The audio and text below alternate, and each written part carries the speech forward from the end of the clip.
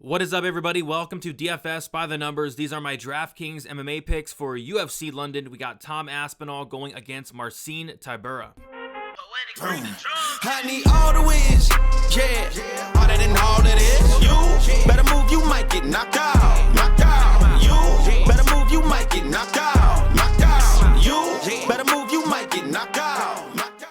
And we are back breaking down another card from a DraftKings perspective. This week we have a 15-fight slate here. We have a ton of options to choose from. We have a card that is starting pretty early. I think it starts at like 12 o'clock Eastern time in the afternoon. So, yeah, looking forward to that. Very good card overall. Lots of fun fights. I think it's going to be a very fun time, and hopefully we can make some money along the way.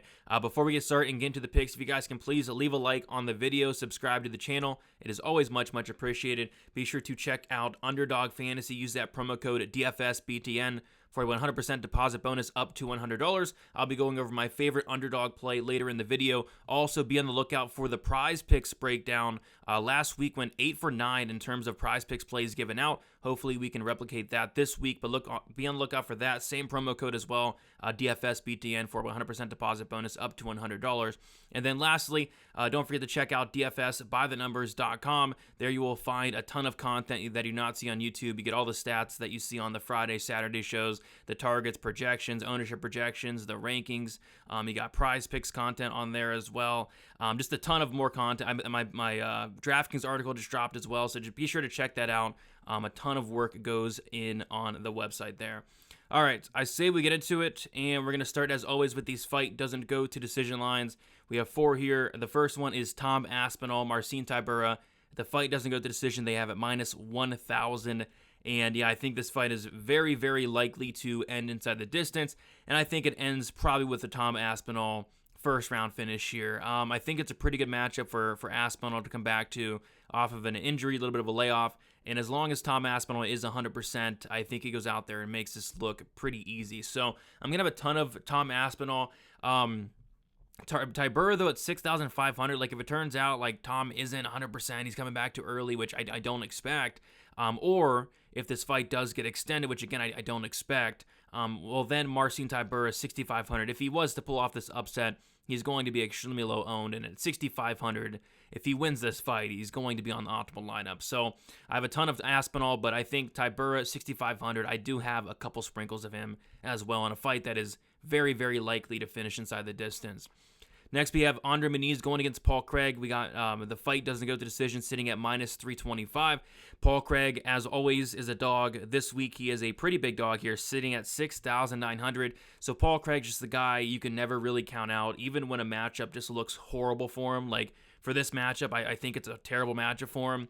You can't count out Paul Craig. I mean, he's cutting down to middleweight for the first time in his career, so I'm curious to see how that works out for him. But Paul Craig is going to be dangerous really wherever this fight goes. I think both guys are going to be dangerous wherever the fight goes. I think, weirdly enough, both guys are live for a knockout just because I think both guys don't have the best chins. Paul Craig cutting down to middleweight, and then Andre Muniz has been knocked out like 4 times. So, yeah, I think both guys can get knocked out, and I think, obviously, when this fight does go down to the mat, both guys are going to be live for submission. I personally am on the Andre Muniz side, but he's 9,300, very expensive. Paul Craig, 6,900. He's always a live dog. He's always in play. And at that price tag, you got to play some Paul Craig this week. So very good fight to target overall, and I think this fight does finish. Next, we have Mark Diakase going against Joe Alvarez. This is a really good fight to target. Minus 210. Fight doesn't go to decision. So if Alvarez is to win this fight, which he is favored to win this fight, and I do think he wins this fight, it is going to probably end inside the distance and probably in the first round and a half. Joe Alvarez has never won a decision ever in his entire career. Joe Alvarez, a 100% finish rate in 19 wins. He's dangerous on the feet. He has power. He has an incredible submission game. And it's a weird matchup because Mark Diakase these days is going out there, taking his opponents down to the mat. And I'm not sure that's going to be on the table here. But if it turns out Diakase is able to take down Alvarez, which he can if he wants to, it's just he has to really mind his P's and Q's. And if it turns out Diakase is able to take down Alvarez across 3 rounds, he's going to put a really big score here. But I'm more so on the Alvarez side this week. I'm going to have a ton of them. 9,000, 100% finish rate. I think he finishes Diakase, but Diakase at 7,200 does have a path here. And then we got kind of a weird one. Chris Duncan going against Yanal Ashmos. Minus 200, fight doesn't go to decision. I actually think this fight could very well go the distance. Chris Duncan kind of seemed to change up his style a little bit in his last fight. Chris Duncan's a guy that, typically likes to stand and bang, but we saw him implement like a new wrinkle in his game, and that's the wrestling. He's training an American top team, so I do expect him to keep improving in that area, and potentially come in here with that same game plan, which would be, pushing Ashmole's against the cage, getting takedowns. But if it turns out Chris Duncan does go out there and stand and bang with this guy, I think he probably gets knocked out. Chris Duncan, I question the chin, I question the durability, and he's very, very hittable as well. So, I don't mind this fight from a DraftKings perspective. I think I'm more so like on the Ashmo side, 7,800s, because he has, I think, more finish upside in this matchup. Whereas if Chris Duncan wins, I kind of see it being like a grinding, wrestling-based decision here. So, don't hate this fight from a DraftKings perspective, but don't love it like I love the top 3 fights here. All right, we'll move on to the core plays here. Tom Aspinall, 9,700, talked about him quite a bit. Yeah, I like Aspinall here a lot. I think the UFC's doing him a favor here. Instead of bringing Aspinall back and feeding him, one of these like a Sergey Pavlovich, like a Tai Tuivasa, even like a Derek Lewis, like who else? I mean, anybody. Like, instead of giving him, one of those top guys, dangerous guys in the division, they are giving him a top guy, but they're giving him somebody in Marcin Tybura, who's just, much less dangerous than some of those other guys I did mention. So I think it's a good matchup for Aspinall here. I think they're trying to get him right back on track, and they're doing that with a pretty favorable matchup here against Marcin Tybura. I just don't, for Aspinall to lose this fight, I think, he's going to have to get taken down, extended, and I think he knocks out Tybura in the very first round. So, like Aspinall, and yeah, the price tag is very steep, but I think that there's so many live dogs on I think I'm picking like 6 dogs that you can easily go up and get Tom Aspinall this week. So, like Aspinall, first round upside, I think he knocks out Tybura early on here. All right, next we have Johnny Parsons, 8,200, going against Danny Roberts. This is more so a fade on the durability for me of Danny Roberts. I don't think Johnny Parsons is that great. I actually think this is probably the lowest level card or fight on the card. But Danny Roberts, this guy has 7 losses, I think 6 of which coming inside the distance, 4 by knockout, 2 by submission, and the 1 loss he had by decision was a fight where he got dropped and hurt and wobbled like a ton against Francisco Trinaldo. Danny Roberts is now 36 years old at this point, and like I said, I don't think Parsons is that great, but what he does is he goes out there and he fights and he hits hard, and I think hitting hard is probably enough to knock out Danny Roberts at this point. So I like Parsons, 8,200. I think he has a lot of finishing upside and potentially knocking out the chinny Danny Roberts here. Next, we got Joe Alvarez, 9,000. We touched on him a little bit, 100% finish rate. This guy's really dangerous anywhere the fight goes. I used to think of this guy as primarily a grappler, which he is a very good grappler. And then I heard an interview with him prior to the Thiago Moises fight saying that he's primarily a striker. I was like, oh, that's interesting. And then he went out there against Thiago Moises, and his striking just looked, better than ever. He starched Thiago Moises on the feet. Like, this guy is huge for the division. I think he probably misses weight even this week. I have no clue how he makes 155, but he does sometimes, and we'll see if he does this time. But even if he misses weight, which I think he probably does, he's gonna be so much bigger in this matchup. He's gonna be so dangerous on the feet, on the mat. It's just a tough matchup for most guys because, on the feet you're in serious danger, and then you take this guy down and you're submitted. So I like Alvarez here. I think he can win it by knockout or submission. And then Mick Parkin, 7,300, kind of a dart throw here, kind of a shot in the dark on Mick Parkin. I just like this price tag quite a bit for a guy that is the more natural heavyweight in this matchup, a guy with a 100% finish rate, a guy that we don't know a ton about. He's not fought the best competition in the world, but he's training with some very, very good guys. We're in London. He's going against Jamal Pokes, who is, naturally a light heavyweight, fighting up at heavyweight. And I'm just not really impressed with Jamal Pokes. I think he's okay everywhere. I think his striking's decent, solid volume, absolutely no power, but solid wrestling as well, where Parkin's going to have all the power upside. We saw Parkin go out there and get a sub in his Contender Series fight as well. So I just think if Parkin wins this fight, it's probably by finish. And at 7,300, I think that's way too cheap for this matchup. There's so many unknowns on Parkin, which makes him even more dangerous in my opinion. Moving on to our GPP plays here, our tournament plays. Andre Muniz, 9,300. I think it's a very good matchup for him. I think if he wants to take down Paul Craig and submit him, he can. I think Andre Muniz's grappling is just on a different level. I mean, you don't see too often somebody go out there and snap Jacare Souza's arm. This guy did it in the very first round. Andre Muniz, I think he can knock out Paul Craig as well on the feet. I don't think that's the most likely scenario in this matchup, but we've seen Paul Craig get knocked out several times. He gets hurt in every single fight, and Muniz did show some improved striking in his last fight against Brendan Allen. So I just think there's a lot of avenues to victory for Andre Muniz here. But of course, Paul Craig, he's so dangerous, can never be counted out. But I'm kind of counting him out this week. I like Andre Muniz here a decent amount. Jafel Filho, 8,300. First fight of the night here, Filho versus Barres. I think it's going to be a little bit under the radar when it really shouldn't be, especially at these price tags. So Filho, 8,300. This guy is an all-out finisher, a 93% finish rate at flyweight. He has not been to decision since like 2014. He has some power on the feet, but most notably is his submission game. I mean, this guy almost submitted Muhammad Makayev. I think it's like a second or third round, that knee bar. And then on top of that, this guy has finished, 57% of his wins by submission. I mean, this guy's super dangerous on the mat. If he's able to get the fight down to the mat, it's going to be his world. Although Barres is not a bum grappler by any means. Barres has been submitted twice. I think Filho could get him out of there by submission. I think this fight's very close, though. Can go either way. I'm kind of leaning either it being a Filho submission or a Barres knockout. But I think this fight as a whole, for the winner, is going to score very good. Moving on, we got Molly McCann, 9,400. Never thought I would be considering playing Molly McCann at 9,400, but here we are. First of all, I don't think this fight probably happens. Julia Stoliarenko is somebody that struggles to make bantamweight, and she's actually coming down to flyweight. And this is going to be the first time in her entire career, as far as I'm concerned, that she's cutting down to flyweight. So I think either A, Stoliarenko misses weight, or B, this fight just gets canceled. Because really, if Stoliarenko made weight, I'd be very surprised here. So either way, if Stoliarenko does somehow make weight, I think she's going to be very, very drained, probably very compromised. Like we saw her, I think it was the fight against Julia Avila.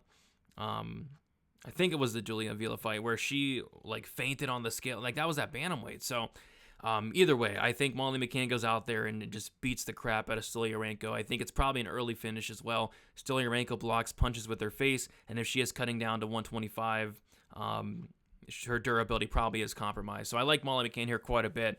We'll talk about Stoliarenko in a little bit. I think she's like an armbar or bust, and for that reason, we're probably going to have some of her, but I think Molly McCann rolls here. Super expensive. Hopefully that drives down the ownership because I think she can go out there and put up a pretty big score here. Daniel Marcos, 8,500. Yeah, don't mind some Marcos here. Overall, a solid fight to target. You have Daniel Marcos, who's just very high volume. I don't know if he knocks out Davey Grant, though, is the thing.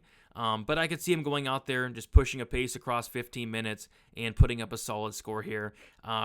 It's kind of a stars and scrubs for me week, though, this week. I like Andre Muniz up top. I like guys like Tom Aspinall.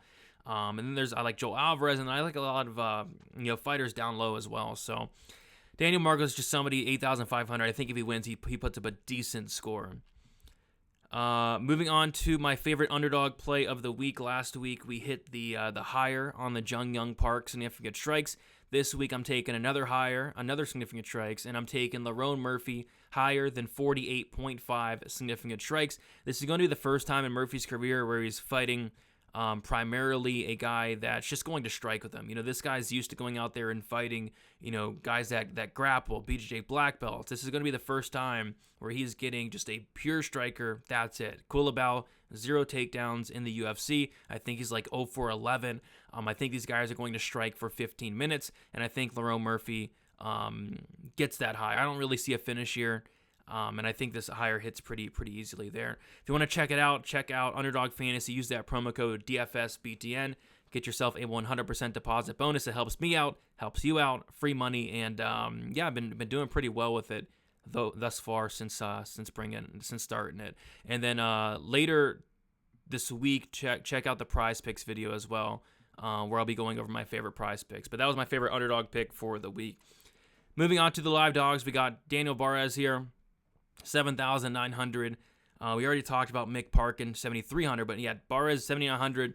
I like this guy. This guy is a very, very solid striker. He has so much power for the flyweight division. He mixes it up very well to the body. Hard leg kicks. Everything he does is just power. And if he does win this fight, I think it's probably by knockout. Has a little bit of a submission game here as well, but he's not going to want to take this fight down to the mat here. You wouldn't think against a guy as dangerous than Filio. I think Barres is going to try to keep this standing, and when he is standing, I think he can have some success with the knockout power. So don't mind some Barres, but this overall is a fight that I really like to target this week. I think it's going to be under the radar. First fight of the night in a 15-fight card. But yeah, I like this fight quite a bit. Ashmo's 7,800, I think, is going to be one of the most popular underdogs on the entire card, and for good reason. Chris Duncan blocks punches with his face. We've seen him hurt on multiple different occasions. My concern with Ashmo's here is, though, Chris Duncan comes out here and fights smart, takes his fight down to the mat consistently, early and often. But if Chris Duncan decides to go out there and get into a war with this guy, Ashmo's probably knocks him out. So 7,800 for a guy that clearly has power. He showed that off in his debut, getting less than a 60-second knockout. Going against the guy that does block punches with his face, I think Ashmo's is a very solid dog this week. And again, he's going to be probably one of the more popular dogs on the card this week. David Grant, 7,700. Just like Paul Craig, David Grant's just a guy that you can never count out. At 37 years old, this guy's looking career best. He has a ton of power. He puts everything into his shots. He relies on his chin, his durability, which he does have. This guy's next level tough. Never been knocked out in his entire career. Whereas Marcos, neither has he, but we've not seen Marcos' durability tested ever. Whereas we know for a fact David Grant is next level tough, next level durable. So if these guys go out there and stand and bang, we know David Grant can eat some of these shots from Marcos, but we don't know if Marcos can eat some of these shots from Grant. So I think Grant, if he wins, it is probably by knockout or some type of finish. He has that submission game as well. And at 7,700, I think is another dog that is very live and a dog that is I will be having a decent amount of this week.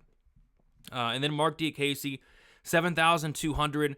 Yeah, if he wins this fight, I think it goes one of two ways. Either he just outpoints Joe Alvarez across 3 rounds, or he goes out there with a wrestling-heavy game plan, which I don't know if that's going to work here, but if he wants to take down Alvarez, he can. Alvarez has a 0% takedown defense. Mark Diakese, if he wants to wrestle, he will wrestle, and he will get the fight down to the mat. And if he does stay safe across 3 rounds, he's going to rack up just a ton of takedowns, just a ton of control time.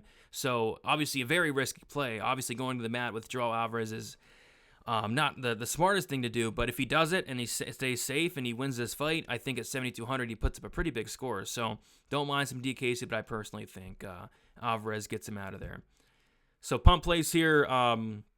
Paul Craig, the definition of a pump play, definition of a live dog. This guy's live no matter who he fights. Anybody in the division, Paul Craig can beat. He has wins against Jamal Hill, Magomed Ankalaev, which just sounds crazy to say, but he does. And Andre Muniz, we did see him get submitted in his last fight against Brendan Allen. It was, 3rd round. Muniz was gassed out, but still we saw it nonetheless.